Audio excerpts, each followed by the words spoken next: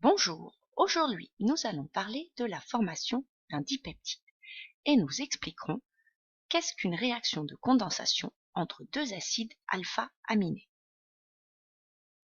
Mais dans un premier temps, rappelons quelques définitions.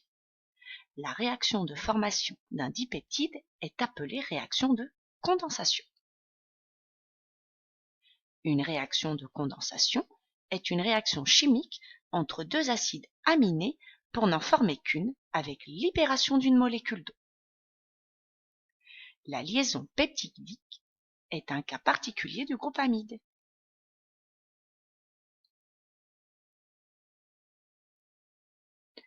Voyons la formation d'une liaison peptidique.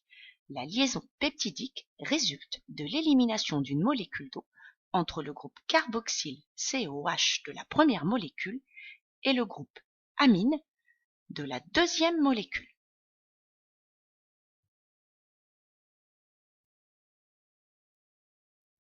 La réaction est lente et limitée. Comment ça, vous n'avez rien compris?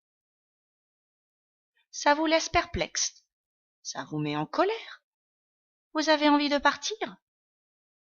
Alors, reprenons du début. La réaction de condensation, expliquons à nouveau ce que c'est.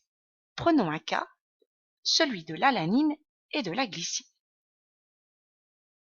Voici l'alanine et voici la glycine. Nous pouvons écrire la glycine de la manière suivante.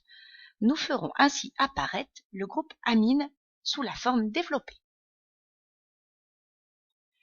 Dans un premier temps, on nous explique qu'il y a élimination d'une molécule d'eau.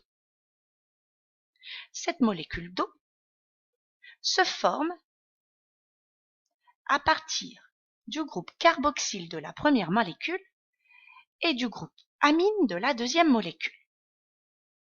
OH et H s'associent pour former une molécule d'eau. La molécule d'eau s'est formée et il nous reste ceci.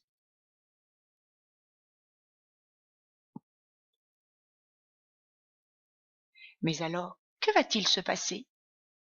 Nous allons donc former un dipeptide de la manière suivante. L'atome d'azote va se rattacher à l'atome de carbone du groupe carbonyle. Nous avons ainsi formé un dipeptide. Ce dipeptide, nous l'appelons alagli puisqu'il provient de l'alanine et de la glycine. Nous pouvons repérer la liaison peptidique C-O-NH. La réaction de condensation s'écrit alors alanine plus glycine donne notre dipeptide alagli plus une molécule d'eau. Alors, avez-vous bien compris maintenant? Pour le savoir, écrivez la réaction de condensation entre la valine et la leucine. C'est à vous de jouer. Voici la solution. Alors, avez-vous trouvé? Dans ce cas, bravo!